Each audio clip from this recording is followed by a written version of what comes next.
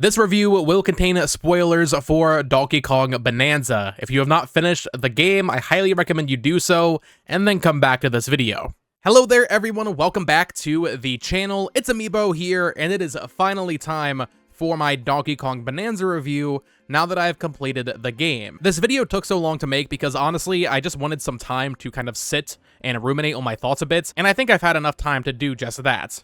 I finished the main story in just a couple of days, and in the week since then, I've collected all 777 unique Banandium gems, found all 696 fossils, bought every outfit for DK and Pauline, acquired all 110 music tracks, and maxed out every ability in the skill tree. This all took me about 50 hours or so to 100% complete, though you might notice in the title of the video, there's an asterisk on that 100%.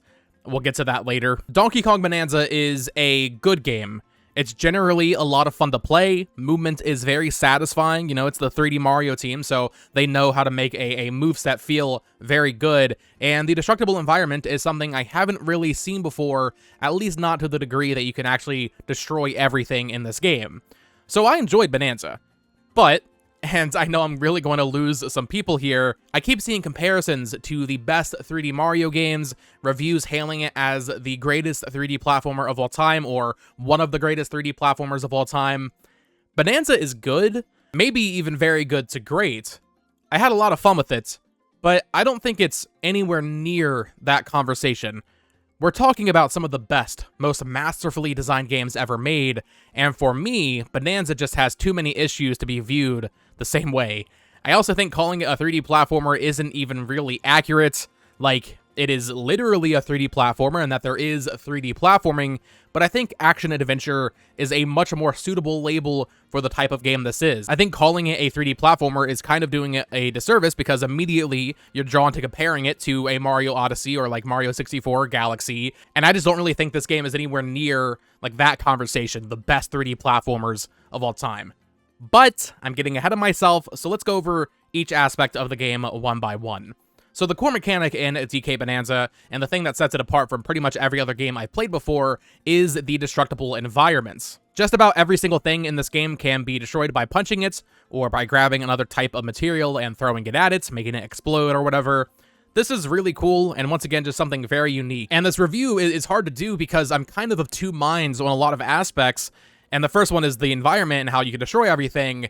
On the one hand, I love games like Breath of the Wild and Tears of the Kingdom. I love this recent trend of Nintendo games kind of giving players a tool set or the option to go about solving puzzles or finding hidden secrets in various different ways outside of the intended guided path, if that makes sense. I think that's really cool, especially in a game like Tears of the Kingdom where, yes, there is like that one broken bike thing you can build, but ultimately, it's really just up to you how you want to explore the world and what you want to build to, you know, do that. And I really enjoy that type of gameplay, even when you're in shrines, you know. So having it carried over to a game like DK Bananza is interesting. However, I do think, while it is very fun destroying the environment, and for the most part for me, didn't really ever get old, just the raw satisfaction of seeing a big chunk of land go bye-bye. Like, that's very fun to do inherently. Feels good. The punching has a nice weight to it. I do think, in this case, it kind of does undermine the entire design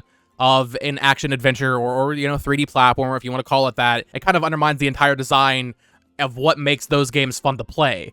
For me, the best part of a 3D Mario game is when I see a power star or a moon, and I have to think, okay, how do I get that? Be that solve a puzzle, you know, help an NPC, that kind of thing. Or usually it's just a platforming challenge of like, okay, how can I use Mario's current movesets to get to that star or to that moon? In DK Bananza, oftentimes, in fact, I would say most of the time, there might be an intended pathway to getting a banana or Banandium gem, but usually you can kind of just punch in a straight line and get to it.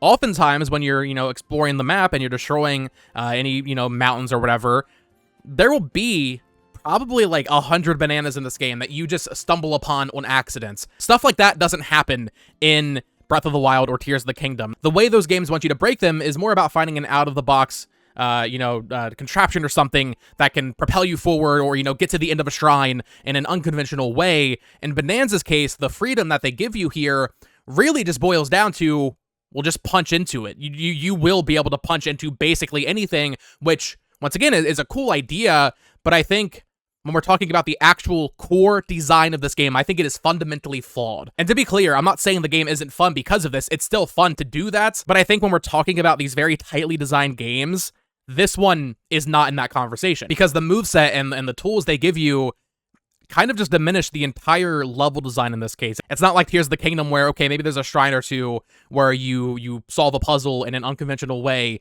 and that's kind of boring.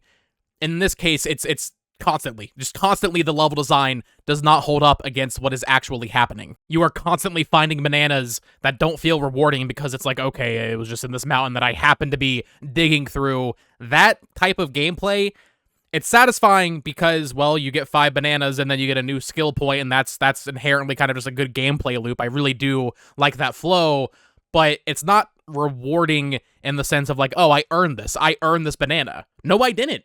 I didn't earn anything here. I just kept punching and then I found a bunch of bananas. I don't know. I just think like there is a level of enjoyment there inherently because you're constantly finding bananas and then you're leveling up and getting new abilities. But I think overall, the level of freedom you have in this game is honestly just too much. You have too much freedom in how you can come at any banana or any object from any angle. You know, there are boss fights where you can just trigger the cutscene on accident. That, I feel like that really shouldn't happen. I don't know. It's hard for me because, like I said, I do enjoy the freedom that Nintendo has been offering their players recently in terms of how they want to solve something. I just think Bonanza goes a little bit too far with it. But destroying the environment and you know, breaking through mountains and carving tunnels through, you know, the camera gets very wonky, but it is fun. It is satisfying to do that. And even if a banana doesn't feel rewarding, it's still nice. And it's like, okay, I got another one towards my 5, so I can get another skill point. Like, that gameplay loop is still there. That is still satisfying. So I'm not saying the game isn't fun. I just think the design is kind of inherently flawed a little bit, at least if we're trying to compare it to a 3D Mario game, which is what everybody online is doing. Everybody's comparing it to Odyssey and 64 and Galaxy. And I just don't think, from a design standpoint, this game is anywhere near that quality. With that said, though, let's talk about something that I think is really just a positive from every angle, and that is the movement. One of the most important things in a game like this is going to be the movement. This team, especially with Mario Odyssey, they are the kings of movement in a 3D space, and DK Bonanza is really no different. Donkey Kong feels so good to control in this game. It isn't quite as intuitive as a regular 3D Mario game, I don't think. You know, you have a lot more options in terms of punching up and punching down, but also you can grab these chunks, you can surf on them. But once you master this moveset, it is just so much fun to move around, especially since you can climb on anything, which I guess does kind of attribute to the entire, like, oh, it's too easy to break the game, you know, being able to climb on literally anything except for, like, the slick walls or whatever. But DK feels really good to play in this game. I specifically love doing a surf on a chunk, grabbing it, doing a chunk jump. You can, like, punch to kind of get yourself a little bit of, like, mid-animation, like, freeze frames and get a little bit further when you're punching. We're already seeing some insane skips that you can do in, like, there are these levels where you have to choose between which level to go to, and you can, like, basically skip an entire world because of the movement in this game. I do think the level design kind of holds back, specifically the surfing, because oftentimes you'll be surfing, you can, like, do a little speed up thing where he will, like, grip into the ground and, like, go faster. You can only do this for a few seconds before inevitably you're going to hit a wall or like a speed bump or something. But there are layers earlier on, like Hilltop Layer, that really just let you explore the speed and the movement and the momentum, and it all feels very good. I really like the movement in this game. I really like the way that DK feels, and I love seeing how, you know, complaining about how you can break the game and just dig through and get bananas, I do love seeing how people are breaking the game with the movement. I think that is so much more rewarding than just punching into a wall and getting an object. With the movement, it's like, okay, what insane combo of DK's moveset can you use to get to an area maybe you're not really supposed to be at? That's the kind of breaking that I want to see from a 3D platformer. You know, that's what I liked so much about Mario Odyssey, using Mario and Cappy to get to areas that, you know, the game's not going to stop you from getting there, but you have to really be skilled and really know how to use the moveset to get there. That's the type of, like, rewarding challenge I like to see in a game like this. And while I don't really think DK Bonanza's movesets often really gives you the opportunity to do that quite to the level of Odyssey, it's still a lot of fun to just use. It just feels good to play. This game feels very good to play when the camera's not fighting you. When you're digging through a mountain or something, yeah, the camera gets a little wonky, but other than that, this game just feels very, very good. So I have an issue with the general way levels are designed and how you're getting bananas every few seconds, but I really love the movement, so this might come as no surprise. I love the challenge rooms. I can't remember what exactly they're called, but basically you'll go into these very linear levels that test your moveset, they test your combat ability, and they are essentially just the 3D platforming challenges from Mario Odyssey or the Floodless levels from Sunshine. I think this is when DK Bonanza really shines as, you know, one of the best of the best. This is the one instance in the game where I can agree, like, this is masterclass. These challenge rooms are so much fun. I wish there were more of them. I love the 2D side-scrolling ones that are homages to past Donkey Kong Country games. I love the 3D ones. Even the combat ones, which are pretty basic. I think combat in this game generally isn't the most fun. Even those will have elements that just feel so tightly designed. They feel so designed specifically to your moveset. This is the best part of the game, by far. I really, really enjoy the challenge rooms. I just wish there were more of them. And not to say there's not a lot of them, there are, but I just think these are so much more fun than exploring the actual worlds that I just really wish there were more of them. They are just so much more focused, and even when they are using the destruction mechanics, even in the context of the bonus rooms, they are more focused than they would be when you're just exploring the actual layer itself. You know, you'll have like a very specific set of materials and types of chunks that you can grab, and you have to kind of solve a puzzle that way. This is when the game is at its best, and it really doesn't get better than these challenge rooms. I did mention combat briefly there. Combat is fine. I think it does teeter a little bit on the easy side. I know they had to balance it because it is a family game, but there are definitely times where the combat isn't that engaging. It's just a little too basic. Outside of some of the bosses, usually the most complex enemy encounter just kind of boils down to spamming the Kong Bonanza or getting some explosive chunk to hit them with. It's fine. It's still fun most of the time, but it's just a little basic. I wish they would have done a little bit more in terms of like using specific types of materials or using a specific Bonanza to take down an enemy. And they do that some, but I think they could have gone a little bit further with it, you know? And that really does apply to the bosses as well. They feel oftentimes pretty shallow. Less about solving a puzzle and how to, figure out the boss's weakness, like in a 3D Mario game, and more about just like, okay, punch them. Use Kong Bonanza, punch them. Use Elephant Bonanza, suck up the stuff around them, and then punch them. That does get old, and I mean, outside of a few bosses, towards the end of the game, I don't think really any bosses in this game are all that memorable. I do like the very Splatoon-inspired designs, though. You can't tell me you were playing this game and you didn't immediately think, okay, that looks like an enemy from Splatoon. I do like the designs of all of them as well, and I like the little title card they get. That stuff's really cool. But the actual, mechanics of the fights, they're okay, I guess. Speaking of Bonanzas, this might actually be another one of my bigger criticisms of this game. So you have 5 Bonanzas in this game. You have the Kong Bonanza, the Zebra Bonanza, the Ostrich, as well as Elephant and Snake. I think this is another area that Bonanza really falls flat. Not because the Bonanzas aren't fun, but because they're just really unbalanced in which ones are useful, if that makes sense. I feel like they could have done more to make some of these just more enticing to use. So Kong Bonanza, that's just a more powerful Donkey Kong. Pretty good, fun to use, feels good to do a big punch, charge punch, destroy enemies, go through a mountain, that kind of thing. Kong Bonanza's fine, it's what you would expect. Zebra Bonanza is completely useless. I mean, there's actually... Talking about the level design, there's 3-4 instances in this entire game where you have to use it. I don't know, man. That's not very good design in my opinion. I just think the Zebra Bonanza is too pointless. I mean, I can probably count on both hands how many times I actually activated the Zebra Bonanza. They definitely needed to do more with that one. Ostrich is okay, specifically when I was going and cleaning up for 100%. I liked comboing the Snake's jump with the Ostrich and then kind of gliding for a while to get some, further distance. He has these dive bomb eggs he can shoot down. That those are fine, I guess. But they're okay, Ostrich as Snake, they're fine. Snake also has Glare, which lets you slow down time. I didn't really use that much. Even in the post-game rehearsal, there are times where they specifically want you to slow down time, and I just did it without doing that anyway. It definitely was harder than it would have been had I used that, but honestly, it was kind of a fun challenge to not use Glare very much. And then there's Elephant. I don't really know what they were thinking. So... Elephant's very fun to use, and I don't want to paint this as a complete negative because I like in a game where they just give you the keys to the kingdom, basically, and you are just so broken and so overpowered that you can do anything. But also, and this goes in line with what we were saying earlier with them giving you too many options and you know, letting you solve puzzles in too many easy ways, I guess. Elephant completely breaks this game in a way that I don't think I have ever seen in a Nintendo game. It's crazy. It's a lot of fun to use. Do not get me wrong. I love destroying a level and getting it down to the bare core fundamental structure and just seeing what that looks like. It was great for 100% because you can just suck up the dirt. You get a bunch of maps and you'll get guides to where the bananas and fossils are. But Elephant is so obviously the best Bonanza in this game. It's really kind of a head scratcher. They needed to put more limits on it, I feel like, or something. And I guess you might comment and say, well, Bo, just don't use it. Sure, that's valid.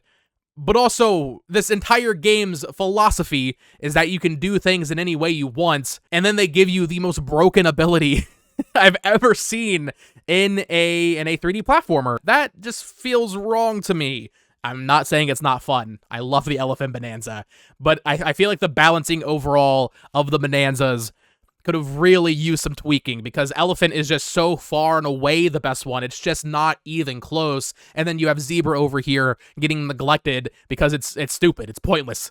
I mean, going fast is kind of fine, but you don't even go that fast when you're using the Zebra. At that point, if you want to go fast, you'll just do the, surfing on a chunk. That's a lot more fun than just using Zebra. So the Bonanzas are okay. Elephant's a lot of fun. Kong's fun. I like I said, comboing Snake and Ostrich together, especially using my Pro Controller. I programmed the GL button to be the D-pad so I can switch easier without having to take my thumb onto the D-pad, that kind of thing.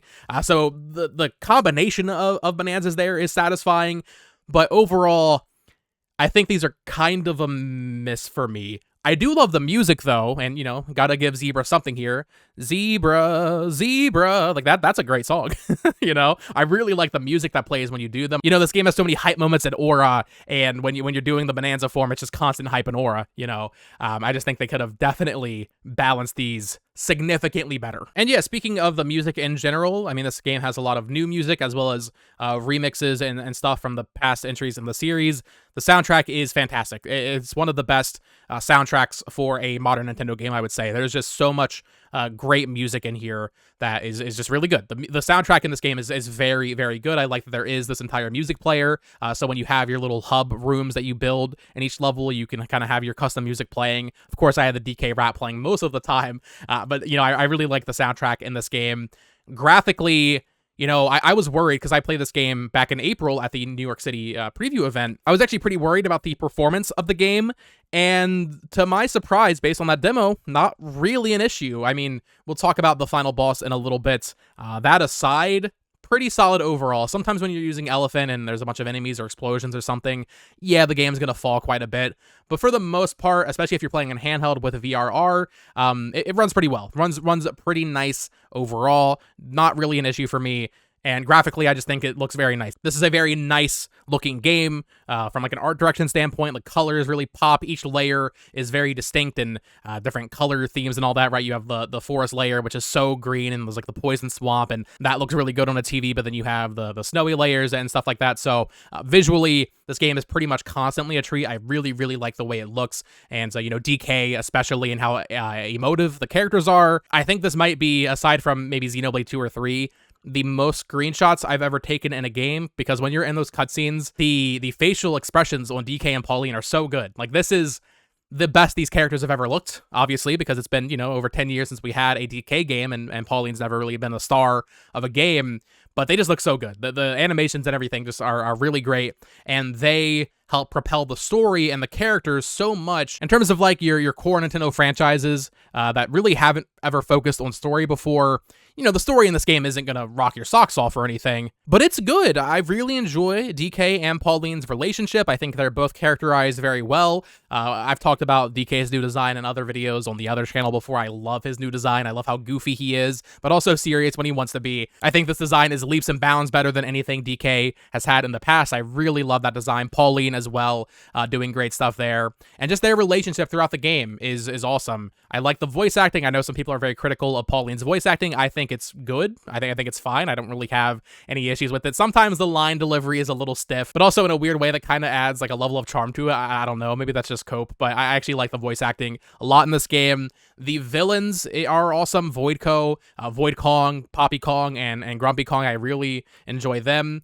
I do wish there was more representation of the other Kongs in this game. I don't understand how we got a, big 3D action adventure DK game and Funky Kong is not visibly in it. That just seems wrong to me. What are we doing here? Funky Kong gotta be here, especially when you get later in the game and they start throwing so many old Donkey Kong references at you, and you don't see, even like Kiddy Kong or Chunky Kong. Like, I don't know, man. I guess there's some like very small references, but I wanted to see these characters. I don't know. A little disappointing there. We're getting this big grand 3D Donkey Kong adventure, and they didn't really go all in on the Kongs, and that is a little disappointing. But for what is there, I think they did a fantastic job. I love the new crew of villains. I love how they characterize DK and Pauline, and Cranky in there as well. So, like, the story, the characters, the villains, I think all of that stuff is very, very good in Bonanza. Some of the best Nintendo's ever done, at least in one of their more like family-friendly titles. I'm not comparing this to the likes of Xenoblade or even a Zelda game, but like a 3D Mario game. Yeah, this has a better story in my opinion and better characterization than any of the 3D Mario games. They did a fantastic job with this stuff here. I also got to give Bonanza props for this. I mentioned it briefly earlier, but even despite my issues with the level design and how you're solving puzzles, DK Bonanza has an extremely smart and well-designed progression system. Kind of makes it hard to put the game down a lot of the time, to be honest, especially when you're just going through each layer for the first time, playing through the story. So you have an entire skill tree. That's new for this team to have a skill tree. And the skill tree's fine. It's mostly stuff that's like, okay, upgrade your health, or maybe you charge up your Kong Bonanza, punch faster, that kind of thing. Some of them are more important than others. Elephant has some really powerful upgrades, naturally, because Elephant's so broken. But you basically need to get 5 bananas to get 1 skill point. And because you're constantly finding bananas, this game very much has the positive, in my opinion, of being hard to put down. Like, I'll be ready to stop playing, and I'll be like, oh, well, I only need 2 more bananas. I might as well go find 2 more bananas and get another skill point, get another upgrade. The game flow of this, the cycle of getting more skill points is so satisfying. It's so rewarding. Even if some of those bananas aren't the most exciting to get, at least there is the skill point aspect, and it's like, okay, I'm still building towards something. I'm still doing something else here, because I think with Mario Odyssey, one of the biggest criticisms of that game was that the moons were too easy to get. There are too many moons. They don't feel that rewarding. I think the bananas in this game take that level design up to a million, and it's so constant that you're getting them. But having skill points, I think, greatly improves that overall, because, well, it's like, okay, that banana is going towards something meaningful, even if it wasn't the most fun to get, if that makes sense. So, really smart game flow. I love how after you beat a boss and you go to the next layer, they actually give you the bananas for beating that boss in the next world. So that oftentimes had me playing a little bit more than I would have. Normally you beat a world and you're like, okay, I'm putting down the controller for the night. There's a save point. But in this, they kind of introduce you to that layer first and then give you the banana for beating the boss. So I think that's just really smart design as well to keep you kind of going. So some really great progression in this game, really great pacing as well, and the amount of layers here. I love how you'll normally do like 1 or 2 big layers, and then you'll have kind of an in-betweener that is smaller, maybe has less fossils, less bananas, that kind of thing, just to kind of keep the pace fresh when you get to those bigger layers. I'm locking in for the night, there's like 90 bananas or whatever here for me to collect, versus the stages that have like, I don't know, like 50 or whatever. Certainly a lot less fossils and some of these as well. I love Groove Layer. Groove Layer is awesome. Even the junction and the divide, just kind of 100%ing those and getting everything there is very satisfying. So I think this game does have very great pacing. And yeah, let's talk a little bit about the final act. So spoiler alert, obviously, but I think this might be the best like final act of any Nintendo game that's not like a Xenoblade or something. I always gotta have Xenoblade on top. The final like hour to 3 hours of this game are just absolutely magical. Even as someone who's not the biggest Donkey Kong fan, right? I don't have this adoration of the character like a lot of other people. I wasn't one of the people being like, oh, we need K. Rool in Smash. Oh, K. Rool needs to be in this game. I don't really have any nostalgia for the Donkey Kong Country games. I think they're fine. The final hour or 2 of this game is so magical, so well paced, so exciting, so much hype, so much aura, So the entire game, you're fighting against Voidco and Void Kong, and that's really cool, and he's a great villain. But then you get to the planet core, and you see freaking K. Rool's belly sticking out, and you're like, huh. You know, like that's K. Rool's belly. And, you know, I know pre-release there were so many theories and so much hype and speculation of whether or not K. Rool would be in this game. So even though I'm not someone who cares that much, admittedly, about like the world of DK as other people, that moment I saw that belly, I was like, oh yes, let's freaking go, dude. That is so exciting. And then everything that happens after that, when he comes out, when you go deeper into the core to fight him, the music, the Gangplank Galleon, like remix and everything, the part where you go to New Donk City, like, I mean, it is just a nonstop buffet of fantastic level design, but also just hype and just really great music and gameplay. Having a bunch of the enemies from the original Donkey Kong Country trilogy come back. You have the Kremlings in there. You have, like, the bees and other enemies as well. This is the best part of the game. Like, overall, you know, I was talking about the challenge rooms earlier. Those are, like, my favorite parts of the game design-wise. But in terms of just raw enjoyment, the ending of this game, I really do think is like some of the best that Nintendo has ever done. It's incredible. The ending of Bonanza is so good, especially going to New Donk City. Oh my goodness. Fighting K. Rool in a boxing ring at the end. Just really great. The final boss, I will say, like the final elements of it, the frame rate, man, what happened? I guess because he's like constantly spawning all this goop, the game can't handle that much goop or something because it is a pretty big arena, but the frame rate is really, really bad to the point where let's be real, it's unacceptable. Like, I can overlook it because, well, the rest of that entire final section is so high quality and so good that, like, okay, yeah, the frame rate's really bad, but, like, let's be real. It's crazy how bad it is. I can't think of another Nintendo game I've played where the frame rate was just that god-awful. So, love everything about the finale except for that. K. Rool coming back. I love that he had his blunderbuss and all that. So yeah, just a fantastic finale for this game. Bonanza also has a pretty solid post game where you go back to each of the Bonanza elders, the ones who give you the Bonanzas, and you do like a little rehearsal kind of challenge thing. These are really fun as well because, well, they're basically those challenge rooms I was talking about where the design is much more focused. They're really using the abilities of each Bonanza to their fullest. This is where Zebra, really, this is the only time Zebra ever has a moment to shine. The Elephant Bonanza rehearsal, really annoying. This is more like a puzzle one where you have all these different materials and elements and you're kind of like mixing them and switching them. Didn't love that one, but you know, the Snake one was fun. The Kong one's fun. I enjoyed the post game quite a bit. And you know, talking about the 100% challenge as we wrap up this review, so getting all of the bananas and fossils was actually pretty trivial thanks to the Elephant Bonanza, but also the maps. So in the shop, you can buy maps for bananas as well as fossils, but also naturally they will spawn in chests when you're destroying the environment. So thanks to the Elephant Bonanza, well, that just makes this entire thing completely trivial, really. It was satisfying, though. I'm not going to sit here and say it wasn't. I enjoyed, you know, getting all the maps, seeing where the banana icons were popping up on the, you know, 3D map that the game has, and then going there and getting them. Sometimes they'd be a little bit more tricky to get than others, but, you know, I enjoyed this entire process. Because of the Elephant Bonanza, I would say this is a pretty easy game to 100%, much easier than Mario Odyssey, or really any other 3D Mario, or really just most Nintendo games. This is a pretty easy one to 100%. If you just use the Elephant Bonanza, which I guess some people might hear that and be like, oh, well, you didn't really do it because you used the maps. I don't know. I guess you're right, but you caught me. But 100%ing it was satisfying. It was fun. Weirdly, you don't get 1,000 bananas from just doing all of like the unique bananas. You actually have to grind and get some of the Banandium chips and trade them in at all of the chip exchanges. I can't remember exactly how many bananas that was. I think it was like 50 or something, which was a lot more than I expected. There's basically this one stage in the Feast Layer, which is awesome, by the way. I love Feast Layer. That has a challenge room where you fight the wall enemies. Basically, you just run through that, like, I don't know, 30, 40 times. I think that's what I did, and I got enough chips to do that. And the reason you need 1,000 bananas is to get all of the skill tree upgraded, which I did do. I like that you get these, like, bonus things on the skill tree as well once you finish the game and do the rehearsals, where basically all of them get some sort of move or adjustment that makes gold appear. That's really fun. And then the final thing I want to address in this video, I'm a fraud. I got to be real here. I put an asterisk in the video title for a reason. So 100%. I think some people that play this game will have a different definition for what that really means.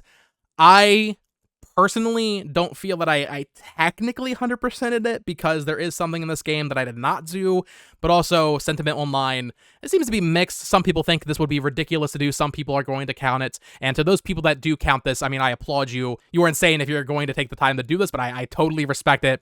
So basically in this game, there's a page called Smashing Stats, and what Nintendo did here, for some reason, is they actually reward you. They reward you a pitiful amount of gold, which is basically the currency in this game, right? For destroying a certain amount of each type of material in each layer. Now, at first, I was like, okay, I'm going to max this out because it has a very, stereotypical collectathon list where you see all of them listed out, you see how close you are to finishing them, and you get rewarded for it. So for all intents and purposes, I would say this should count towards 100%. However, upon doing the research, and, I started doing this, I was going through each layer, destroying that much of each material, I realized how absurd it is. I mean, I don't really know why they did this. I guess they don't really intend for people to 100% it. But it would probably take close to 1,000 hours, I bet, to actually 100% this game and do all the smashing stats. Maybe not 1,000 hours, maybe that's a little bit aggressive, but specifically, one of the stats they track is the apple, which heals you. This does not respawn unless you reset the layer. To get to 100,000 meters of apple destroyed in this game, you would have to reset each level like 1,000 times, and just, the sheer act of resetting it takes like at least a minute, I would say, and getting back to the apple. Almost every layer has an apple. It means you would have to reset, 10,000 times just for the apple, by the way. There are other elements like the fractones that can take a long time to do. Those aren't quite as bad. But getting all of these smashing stats to 100% is an absurd, gargantuan task. If you are going to do this, I would love to know in the comments down below. I really wanted to, and then I just realized, like, this is not worth the time. So, in terms of unique content, all the bananas, fossils, music discs, I've done everything unique this game has to offer. I did not do the smashing stats, because that would literally take... I don't think I could have done it by now, even if I was playing 12 hours a day since the game released. So, let me know your thoughts on that in the comments down below. Do you think the smashing stats count towards 100%, or do you think it's so ridiculous that no one in their right mind should count that? I do think I'll always include the asterisk on my 100% though, because it's literally a list of things that they reward you for, right? They give you 300 gold, which is a pitiful amount of gold, but they do count it. So I don't know. I'm not going to count it. Let me know what you think of that in the comments down below. But that is going to do it for my Donkey Kong Bananza review. I have very mixed feelings on this game. I don't think it's as great as people are saying, but also I think it has the highest highs I've had while playing a Nintendo game in years. Like, the finale of this game is so freaking great, but the core of the design, I think, is so flawed that, to me, I just don't include it in the conversations that we have about the best 3D Mario games and the best 3D platformers. I just don't think it belongs in that same conversation. Best finales in a Nintendo game, best music in a Nintendo game, best movements in a 3D Nintendo game, sure, I think it should be in that conversation as well. But the actual core level design, I think, is just so fundamentally flawed. And then you also have like the Bonanzas not being that balanced. I feel like Bonanza has more issues than people are letting on, and I think this is a game that, not to try to predict the downfall of Bonanza, I could see this game having some serious revisionism in a couple of years when people realize, like, well, actually, the design of it wasn't that strong. This happens to a lot of praised games, especially Nintendo games, where a couple years after release, people are like, was it really that good? I have a feeling that's going to happen to Bonanza once people sit on it for a while and kind of think back to their time playing it. But maybe I'll be wrong. This will always be heralded as one of the best Nintendo games, one of the best 3D platformers of all time. I would love to be wrong. I like when people are happy and they get to enjoy a game. I wish I enjoyed it quite as much as other people from that aspect, but that is my review of Bonanza. Let me know your thoughts in the comments down below. How do you feel about what we discussed in today's video? What are your favorite aspects of Bonanza? What are your least favorite aspects of the game? I would love to get a conversation going down below. Of course, subscribe here for more Nintendo Switch 2 reviews, but also collecting content. Sorry this took so long to get out. I do have some other reviews coming out this month, including a Mario Party Jamboree TV 100% review. I put way too much time into that game, so stay tuned for that. And until next time, folks, peace.